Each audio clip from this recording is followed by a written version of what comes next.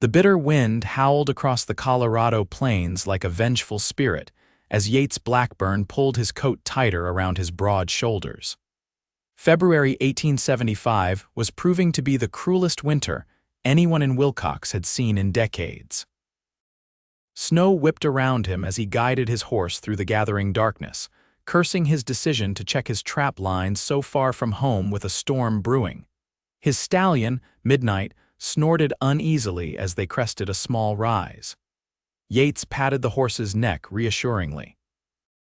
"Just a little further, boy, then we'll head back." His words disappeared into the wind, but the motion had been more for his benefit than the horse's anyway. That's when he heard a sound that didn't belong to the wilderness. A human sound. Coughing, weak and desperate, carried to him between gusts of wind. Yates reined Midnight to a stop, straining to listen. There it was again. He turned toward the sound, scanning the white landscape until he spotted a dark shape huddled beneath the sparse shelter of a lightning-struck oak tree about 50 yards away. "Hello there," he called, but his voice was swallowed by the howling wind. Nudging Midnight forward, he approached cautiously, one hand resting on the Colt revolver at his hip. In these parts, caution kept men alive. As he drew closer, the shape resolved into a woman, her body curled into itself against the trunk of the tree. She wore a torn dress that might once have been blue and a thin shawl that provided little protection against the elements. Her body shook with violent coughs and shivers. "Madam," Yates called, dismounting quickly and approaching. "Are you hurt?" The woman's head lifted slightly, revealing a face both beautiful and frightfully pale, framed by dark hair dusted with snow. Her eyes, a striking shade of green, widened at the sight of him before another coughing fit seized her. "Just cold," she managed between coughs. "Lost my horse." Yates knelt beside her, shrugging out of his heavy coat without hesitation and wrapping it around her trembling shoulders. "What's your name, madam?" "Josephine," she whispered. "Josephine Fletcher." "I'm Yates Blackburn," he replied, his voice gentle despite its natural gruffness. "We need to get you someplace warm, Miss Fletcher. You'll catch your death out here." She didn't resist as he carefully helped her to her feet. Her body was alarmingly light in his arms, and her skin burned with fever despite the cold. "My wagon," she murmured, gesturing vaguely eastward. "Wheel broke, went for help, got lost." "Don't worry about that now," Yates said firmly, lifting her onto Midnight's back before climbing up behind her. He secured her against his chest with one arm, feeling her shiver against him. "I've got a line shack not far from here. We'll get you warmed up, then figure the rest out." The ride to the line shack seemed eternal, with the woman's coughing growing more pronounced and her consciousness fading in and out. Yates had never been more relieved to see the humble shelter come into view little more than a one-room cabin he used during his longer hunting trips. But it had a solid roof, 4 walls, and most importantly, a fireplace. Carrying Josephine inside, he gently placed her on the small cot in the corner before hurrying to light the lantern and build a fire. His fingers worked quickly, arranging kindling and logs from the small stack he kept inside. Within minutes, flames began to lick upward, casting flickering shadows across the cabin's rough-hewn walls. Josephine's eyes fluttered open as the first waves of heat reached her. "Thank you," she whispered, her voice raspy. "Don't thank me yet," Yates replied, moving to put a kettle of snow on the small iron stove. "You're not out of danger. That cough sounds bad." He rummaged through his supplies, finding the small bundle of herbs the Ute woman in town had given him for fevers and chest ailments. He'd never had cause to use them himself, but he'd seen enough sickness to know Josephine needed more than just warmth. As the cabin slowly heated, Yates removed his gloves and hat, revealing thick, dark hair and a face weathered by years under the western sun. At 32, he wasn't young anymore, but the hard life of a trapper and occasional bounty hunter had kept him strong and lean. "Where were you headed?" he asked, trying to keep her talking as he prepared a crude tea. "Silver Creek," she replied between coughs. "My uncle has a store there." "I was coming from Denver," Yates frowned. Silver Creek was nearly 40 miles northeast. That's a long journey for a woman alone. A flash of defiance crossed her fever-flushed face. I've managed alone for 4 years since my father died. I didn't expect this storm. Yates nodded, respecting her spirit despite the foolishness of her journey. The West was no place for lone travelers, especially not women, no matter how independent they might be. "Well, Miss Fletcher," he said, bringing her the steaming cup, "looks like you'll be my guest until this storm passes and that cough improves. Might be a few days." Josephine accepted the cup with trembling hands. "I can't impose, it's not an imposition if it's saving your life," he cut in firmly. "Besides, I've nowhere pressing to be." As she sipped the bitter tea, Yates tended to midnight, bringing the horse into the small attached lean-to that served as a stable. He returned with his saddlebags and bedroll, shaking off snow. "You should try to sleep," he said, noticing how her eyelids drooped despite her evident efforts to stay alert. "The tea will help with the fever."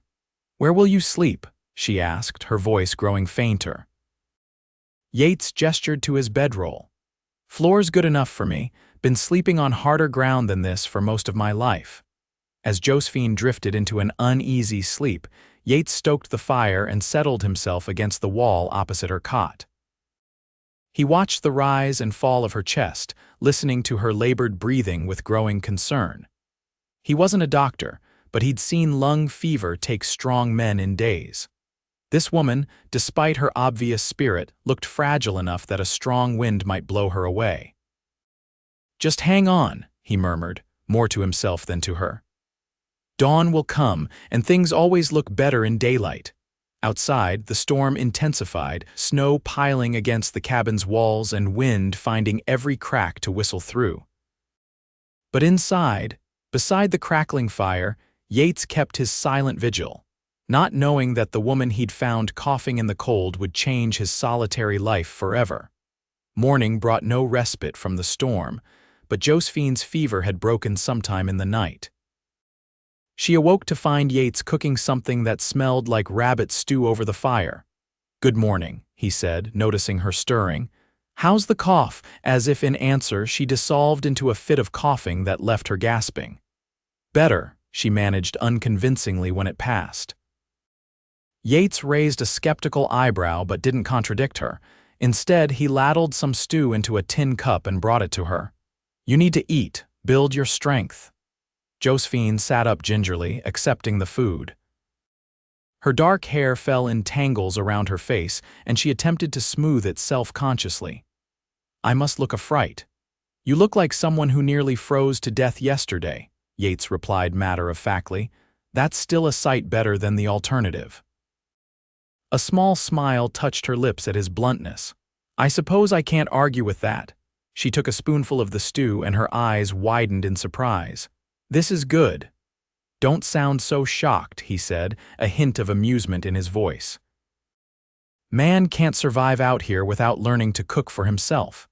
As she ate, Yates explained their situation. "Storm's not letting up. From the look of it, we might be here 2-3 days at least. I've got enough supplies, so don't worry about that." "I can't keep you from your work for days," Josephine protested. "Surely there's a town nearby where you could take me." Yates shook his head. "Nearest town is Wilcox, and that's 15 miles south. In this weather, we'd never make it, especially with you in this condition." Josephine's shoulders slumped slightly. "I've caused you a great deal of trouble, Mr. Blackburn." "Yates," he corrected. "And finding a half-frozen woman in a blizzard isn't trouble, it's just being human. Besides," he added with a wry smile, "it's not like I had pressing social engagements." "You live alone?" she asked, then immediately colored. "I'm sorry, that's not my business." Yates didn't seem offended. "Been on my own since I was 17. My actual cabin's about 10 miles west of here, but I keep this line shack for when I'm working my trap lines." Josephine studied him as she finished her stew. Beneath his rough exterior, the several days' worth of dark beard, the calloused hands, the clothing worn for function rather than fashion, she could see a kindness in his blue eyes that reassured her. Still, being alone with a strange man went against everything she'd been raised to believe was proper. "What about you?" Yates asked, breaking into her thoughts. "You mentioned your father passed. Any other family besides this uncle in Silver Creek?" Josephine shook her head. "My mother died when I was young. My father was a teacher in Denver. When he passed, I tried to keep our boarding house running, but—" She trailed off, the pain still fresh. "It became impossible. Uncle Thomas wrote that he needed help with his store, so I sold what I could and started out." "Brave journey for a city woman," Yates remarked. "Not brave. Desperate," she corrected, then immediately regretted her candor. Ladies weren't supposed to admit to desperation. But Yates merely nodded. "Desperation makes fools or fighters of us all. From what I've seen so far, you're no fool." The compliment, delivered so matter-of-factly, warmed her more than the fire. "Thank you for everything." "Don't thank me yet," he said, echoing his words from the night before. "We've still got to get that cough under control." Throughout the day, Yates tended the fire, prepared more of the herbal tea, and checked his stores.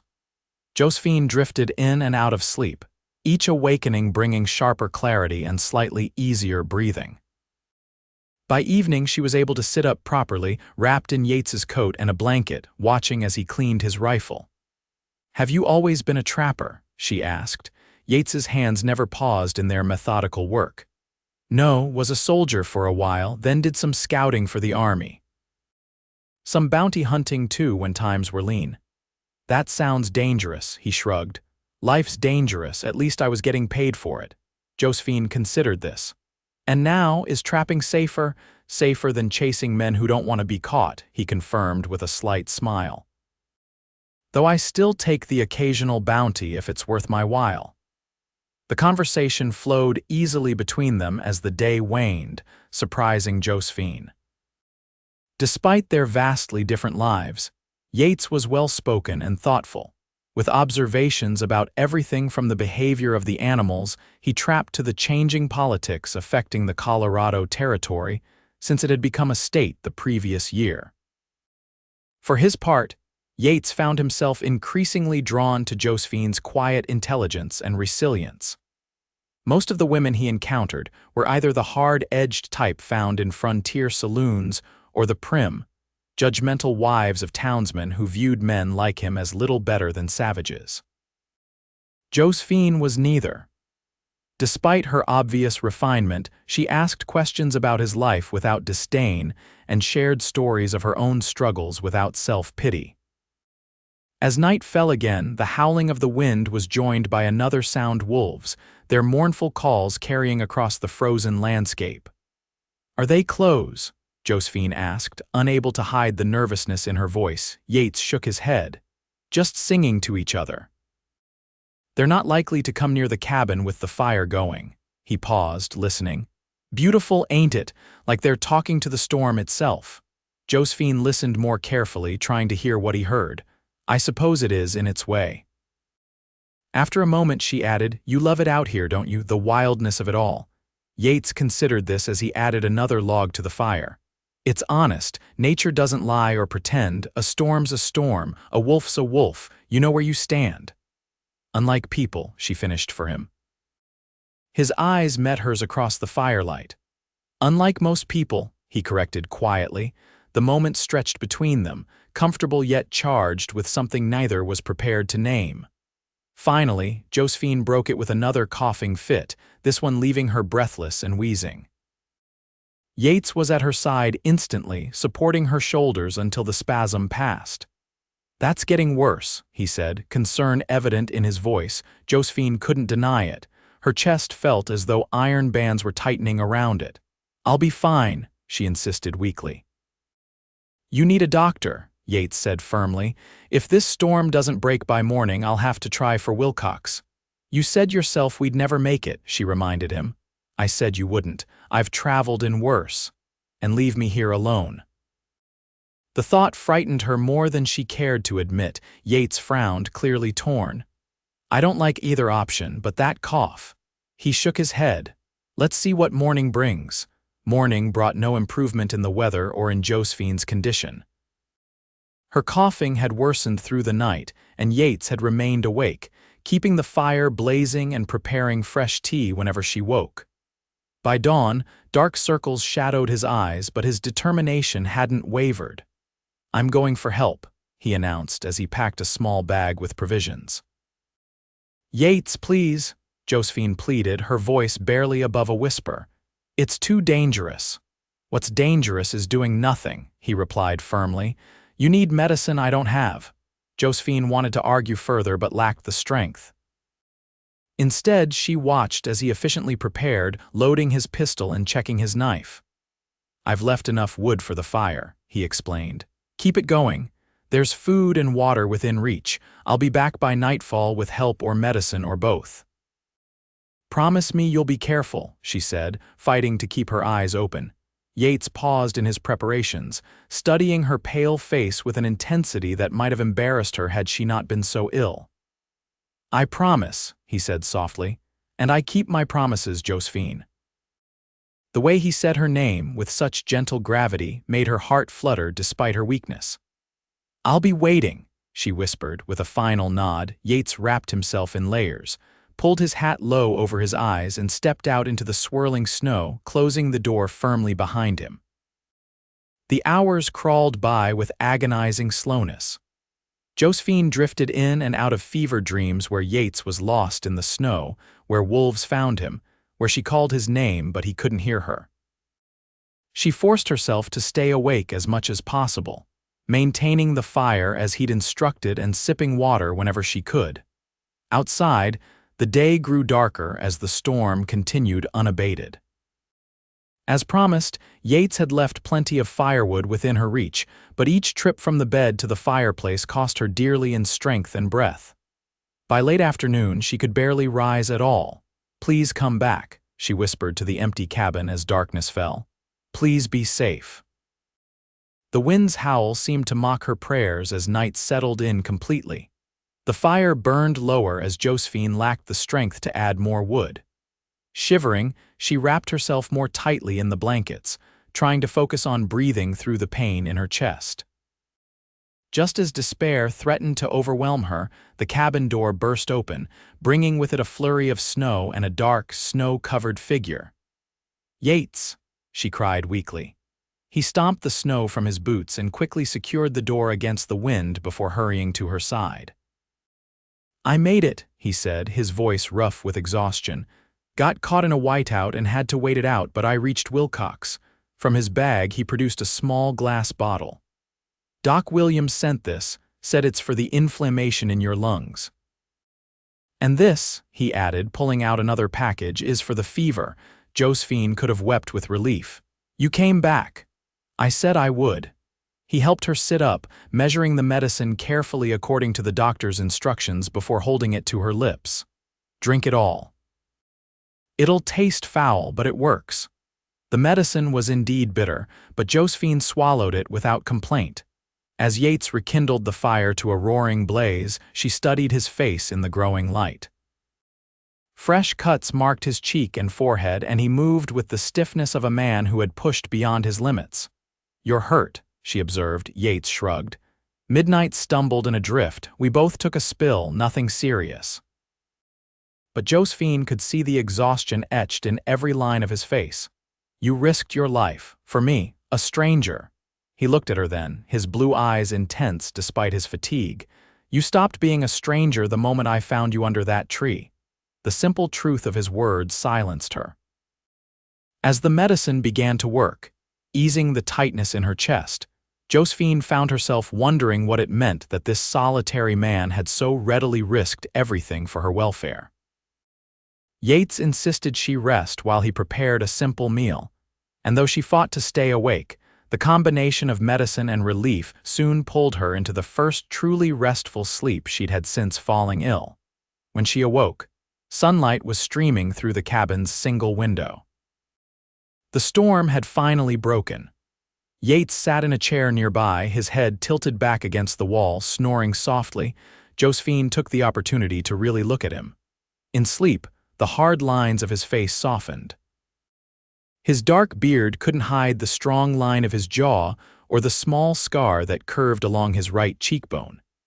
His hands, resting on his thighs, were large and calloused working hands that had nevertheless shown such gentleness when tending to her.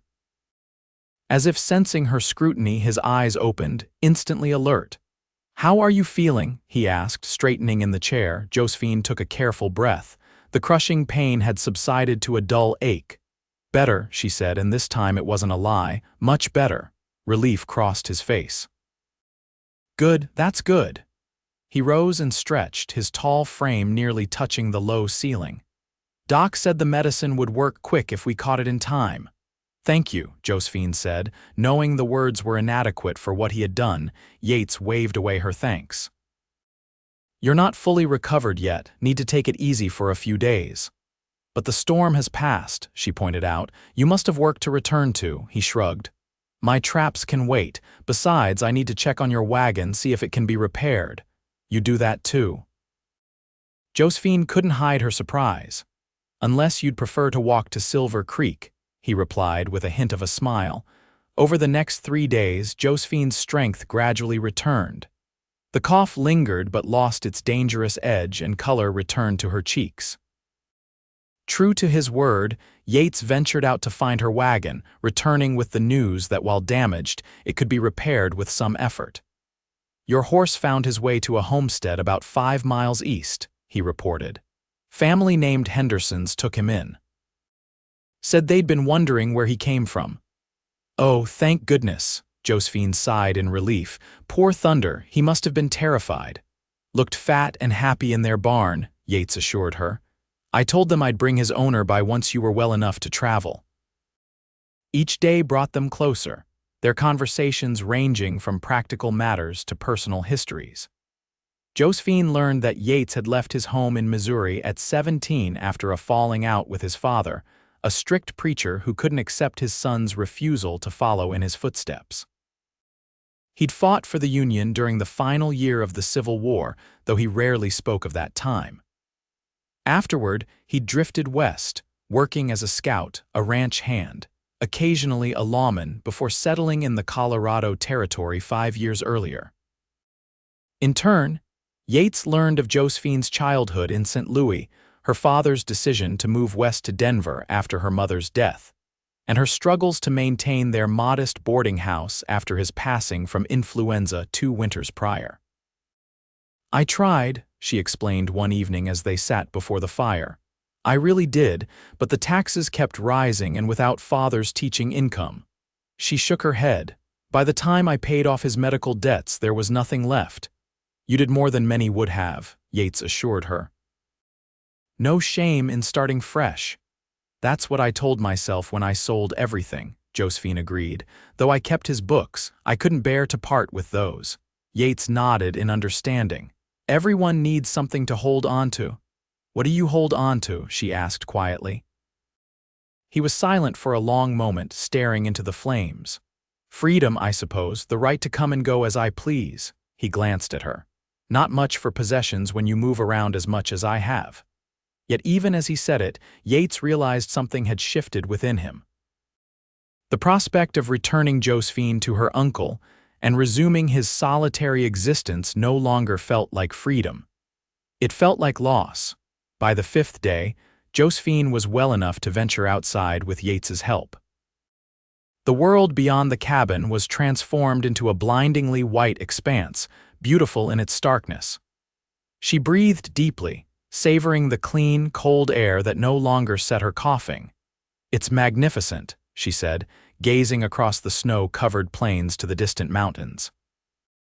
"It is," Yates agreed, though his eyes were on her, not the landscape. The sunlight caught the auburn highlights in her dark hair, and her green eyes sparkled with renewed vitality. Josephine turned, catching his gaze. A blush colored her cheeks, but she didn't look away. "I'm going to miss this," she admitted. "Once I reach Silver Creek—" "You haven't even seen it yet," Yates pointed out. "Might not be to your liking." "I didn't mean Silver Creek," Josephine clarified softly. "I meant this, the quiet, the simplicity." She hesitated. "Your company." Yates felt something tighten in his chest that had nothing to do with illness. Josephine, I know it's forward of me, she rushed on, and probably foolish. We barely know each other, but these days. She gestured helplessly. I've never met anyone like you, Yates. He took a step closer. There's nothing foolish about speaking the truth, he said, his voice low. And if we're being honest, I'm not eager to see you go either. Hope flickered in her eyes. You're not, Yates shook his head slowly, been on my own a long time, never thought much about changing that until. He cleared his throat. Until I found you coughing in the cold. Josephine's smile was like sunrise breaking over the mountains. What are you saying, Yates Blackburn? I'm saying, he began carefully, that maybe I could ride along to Silver Creek. Make sure you get there safely. Meet this uncle of yours, he paused, gathering courage. And maybe if you weren't opposed to the idea, I could call on you properly once you're settled. Properly, she echoed, her smile widening. You mean with your hat in your hands, asking permission to take me for a Sunday stroll? Despite himself, Yates chuckled. Something like that, though I can't promise I'd be any good at it. Been a while since I courted a lady. Josephine stepped closer, emboldened. And have you courted many ladies? None worth remembering, he answered honestly. None like you. Their eyes held, and in that moment, something unspoken passed between them, an acknowledgement that whatever had begun in the desperate circumstances of the blizzard had grown into something neither had anticipated but both now cherished. Josephine reached out, hesitantly touching his arm. I would like that, Yates, very much. He covered her hand with his own, rough palm gentle against her skin. Then that's what we'll do. The journey to Silver Creek took 2 days, with an overnight stay at the Henderson homestead where Josephine was reunited with Thunder. The family welcomed them warmly, clearly impressed that Yates had braved the blizzard to seek help for the woman he'd rescued. Not many men would have risked it, Mr. Henderson remarked as they prepared to leave the next morning. You found yourself a good one, Miss Fletcher. Josephine glanced at Yates, who was adjusting Thunder's saddle. Yes, she agreed quietly. I believe I did. Silver Creek proved to be a growing town with a main street boasting several businesses, including Fletcher's General Store. Thomas Fletcher was a portly, white-haired man whose face lit up at the sight of his niece. Josephine, we'd given up hope, he exclaimed, enveloping her in a bear hug. When you didn't arrive on schedule, I feared the worst. I would have been lost if not for Mr. Blackburn, Josephine explained, gesturing to Yates, who hung back uncertainly. Thomas sized up the tall, rugged man with shrewd eyes. Then it seems I owe you my gratitude, sir. Any friend of Josephine's is welcome here. He's more than a friend, uncle, Josephine said, her voice steady despite the color rising in her cheeks. Mr. Blackburn saved my life and, she glanced at Yates, drawing strength from his presence, and I've grown very fond of him. Thomas's eyebrows rose, but after a moment of consideration, he nodded slowly. Well then, Mr. Blackburn, it seems you and I should have a conversation. Yes, sir, Yates agreed, his expression earnest. I'd like that very much. That evening, after a hearty meal in the living quarters above the store, Thomas and Yates sat talking while Josephine washed the dishes, straining to overhear their conversation. She's all the family I have left, Thomas was saying. Her father, my brother, was a good man, wanted the best for her. As do I, Yates replied simply.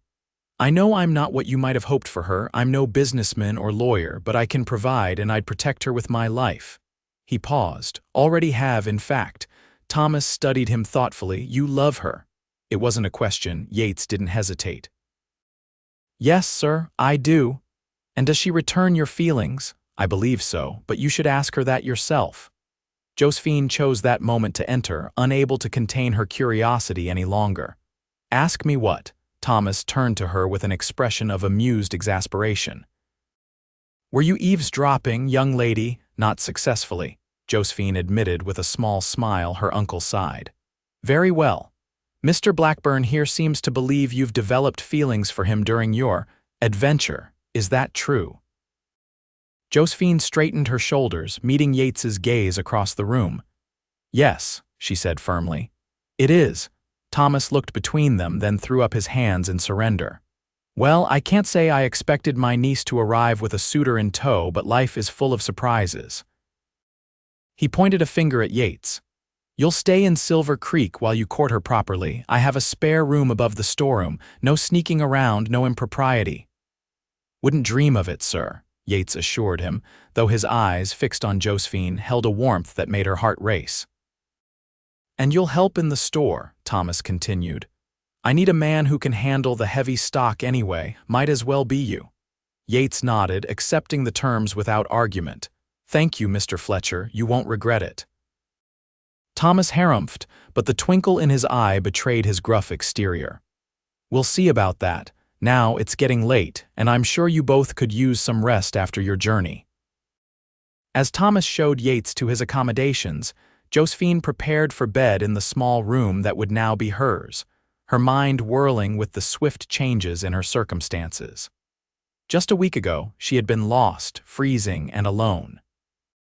Now she found herself safe, with family, and with the unexpected gift of Yates's love. That night, as she drifted off to sleep, she found herself listening not for the sound of coughing or the howl of the wind, but for the steady, reassuring footsteps of the man who had found her in the cold and never left her side. Spring came to Silver Creek in a rush of green that transformed the landscape. Josephine flourished in her new home, quickly becoming an essential part of both her uncle's business and the small community. Her natural intelligence and warm manner endeared her to the townspeople, while her organizational skills vastly improved the store's operation. For his part, Yates adapted to town life better than either of them had expected. Though he maintained his cabin in the wilderness, returning occasionally to check his traps, he spent most of his time in Silver Creek. Thomas had been true to his word, hiring Yates to help with the store, and discovered that the former trapper had a head for business that surprised everyone, including Yates himself. Their courtship progressed with a proper decorum that amused those who knew them best. Everyone in town knew the romantic story of their meeting, how Yates had found Josephine coughing in the cold, lit a fire, and never left her side, but few knew the depth of the connection that had formed in those desperate days. On a warm evening in May, Yates took Josephine for a walk along the creek that gave the town its name. The setting sun turned the water to molten silver, and wildflowers dotted the banks with splashes of color. Do you miss it? Josephine asked as they paused to watch a family of ducks glide across the water. The wilderness, I mean, the freedom. Yates considered this, his arm comfortably around her shoulders. Sometimes, he admitted, the quiet, the stars at night. He looked down at her. But I've found something better. What's that? She asked, though his expression told her the answer. Home, he said simply, not a place, a feeling. His blue eyes held hers. Josephine's heart swelled. Over the months of their courtship, Yates had gradually revealed more of himself, not just the capable frontiersman, but the thoughtful, tender-hearted man beneath. He still wasn't one for many words, but when he did speak, his sincerity made each one count. I have something for you, he said, reaching into his pocket. Josephine watched curiously as he withdrew a small object and held it out on his palm. It was a ring, a simple gold band with a small pearl set into it. It was my mother's, he explained. Only thing of hers I kept when I left home. She gave it to me before she died, said to give it to the woman who made me want to stay in one place. He took a deep breath. Josephine Fletcher, will you marry me? Tears sprang to Josephine's eyes. Yes, she whispered. Yes, Yates, I will. His smile, so rare and precious, transformed his face as he slipped the ring onto her finger. It fit perfectly, as if it had been made for her all along. I love you, he said, the words still new enough on his lips to carry a hint of wonder. And I love you, she replied, rising on tiptoe to kiss him. They were married in Silver Creek's small church on a perfect June day. The entire town turned out for the occasion, along with a surprising number of Yates's acquaintances from his years in the wilderness trappers, scouts, and a few reformed outlaws who cleaned up remarkably well for the occasion. Thomas gave the bride away, beaming with pride and perhaps a touch of smugness at how well his impromptu matchmaking had turned out. For a man who had once declared himself content with solitude, he had taken to the role of surrogate father with gusto. Josephine wore a dress of cream-colored silk that her uncle had specially ordered from Denver, and Yates cut a striking figure in a new black suit that, while clearly uncomfortable for him, he wore without complaint for her sake. "Never thought I'd see Blackburn in a necktie," remarked one of his trapper friends to another during the reception. "That woman must be some kind of miracle worker." Indeed, many in town considered their union something of a miracle, the refined teacher's daughter and the rough-hewn frontiersman. But those who knew them best understood that, beneath the apparent differences, lay complementary strengths. His practicality balanced her idealism. Her gentleness softened his hard edges, his courage bolstered her determination, her faith in him helped him believe in himself. After the wedding, they moved into a small house on the edge of town that Yates had spent months building with his own hands, with help from friends and neighbors. It combined the best of both their worlds, close enough to town for convenience, but nestled against the wilderness Yates still loved. "It's perfect," Josephine declared on their first night in their new home. "Absolutely perfect." Yates watched her move around the simple rooms, touching the furniture he'd made, arranging the few treasured possessions they'd combined, her father's books, his mother's quilt, their shared hopes for the future. "It's just a start," he said. "I want to build on as our family grows." Josephine turned to him with a secretive smile. "You might want to start sooner rather than later." It took him a moment to understand her meaning. When he did, his eyes widened. "Are you saying?" She nodded, joy illuminating her face. "The doctor confirmed it yesterday. We're going to have a baby, Yates, in about 7 months. In 3 strides, he crossed the room and swept her into his arms, his laughter mingling with hers as he spun her around. "A baby," he repeated, awe in his voice. "Our baby." Setting her gently on her feet, he placed a hand on her still flat stomach. "Hello in there," he said softly. "I'm your pa." Josephine covered his hand with hers, tears of happiness welling in her eyes. "You're going to be a wonderful father." "I hope so," he said, a shadow of doubt crossing his face. "Didn't exactly have the best example." "You're nothing like your father," Josephine assured him firmly. "You have the biggest heart of any man I've ever known, Yates Blackburn. Our child will be blessed to have you." Their daughter, Elizabeth Thomas Blackburn, was born on a snowy January night in 1876, almost exactly 1 year after Yates had found Josephine coughing in the cold. She came into the world with a lusty cry that immediately captured her father's heart. "She's perfect," Yates whispered, cradling the tiny bundle with a tenderness that brought tears to the midwife's eyes. "Look what we made, Josephine." Exhausted but radiant, Josephine watched her husband with their daughter, marveling at how naturally he took to fatherhood despite his fears. "She has your eyes," she observed as the baby blinked up at them. "And your spirit," Yates replied with a grin as their daughter gripped his finger with surprising strength. Life settled into new rhythms around the baby. Yates continued to work at the store while also maintaining a small trapping business. Josephine, once Elizabeth was old enough, began teaching reading and arithmetic to the town's children 2 days a week in a room behind the church. Their home expanded, just as Yates had promised, with the addition of a nursery and later a proper kitchen where Josephine discovered an unexpected talent for baking that led to a small side business, selling pies and bread to the town's hotel and cafe. When Elizabeth was 2, Thomas Fletcher suffered a mild heart attack that prompted him to reconsider his future. "I'm getting too old for this," he declared from his sick bed. "Time I thought about retirement." "But who would run the store?" Josephine asked, concerned. Thomas fixed her with a pointed look. "You too, of course. Who else? You've practically been managing it anyway while I sit in the back playing checkers with old Judge Wilson." Yates and Josephine exchanged glances, a silent conversation passing between them as it often did now. "We'd need to discuss it," Yates said carefully. "Discuss away. Thomas replied with a wave of his hand. "But don't take too long. I've got fishing to do before I'm too decrepit to hold a pole." That night, after Elizabeth was asleep, they sat before the fire in their living room, considering the offer. "It would mean truly settling here," Yates said. "Permanently, no more talk of maybe moving on someday." Josephine studied his face in the firelight. "Is that something you still think about, moving on?" He shook his head slowly. "No, not anymore. Silver Creek is home now. You and Elizabeth and the baby on the way are home." His hand rested gently on her stomach, where their second child had just begun to make its presence known. "Then I think we should accept," Josephine said. "The store has been good to this family. We could continue that legacy." Yates nodded, decision made. "Fletcher and Blackburn General Store," he mused, "has a nice ring to it.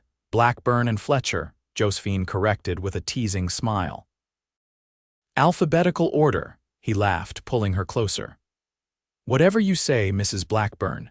Their second child, a son they named James Yates Blackburn, arrived in the autumn of 1879, completing their family. As the children grew, so did the business, expanding to include a small lumber yard that Yates managed while Josephine oversaw the store's day-to-day operations. Thomas, true to his word, retired to a small cabin by the river where he spent his days fishing and his evenings telling increasingly elaborate stories to his great-niece and nephew. He passed peacefully in his sleep in 1885, leaving behind a legacy of kindness and community that the Blackburns strived to honor.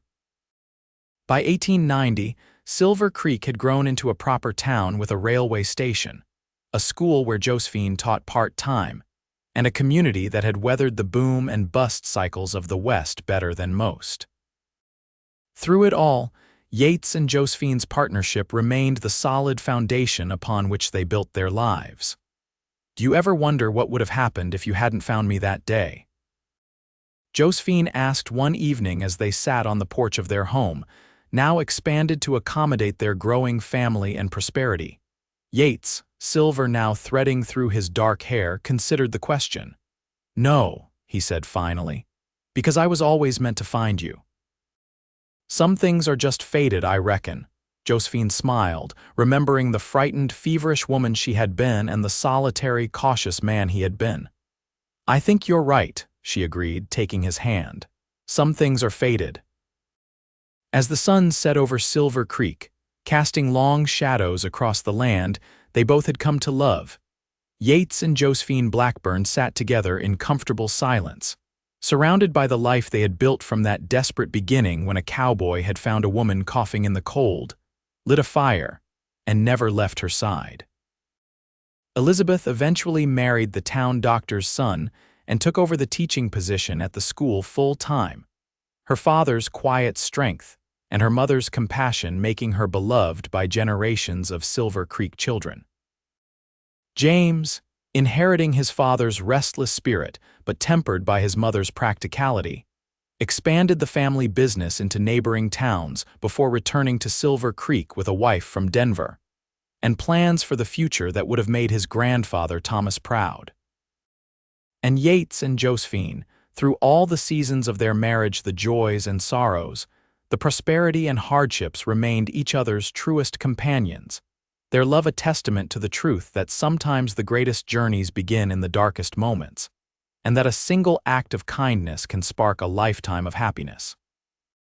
When visitors to Silver Creek asked about the distinguished couple who owned the town's finest establishment, old-timers would smile knowingly and begin the tale. "Well, you see, it all started in the winter of '75, when that cowboy found her coughing in the cold."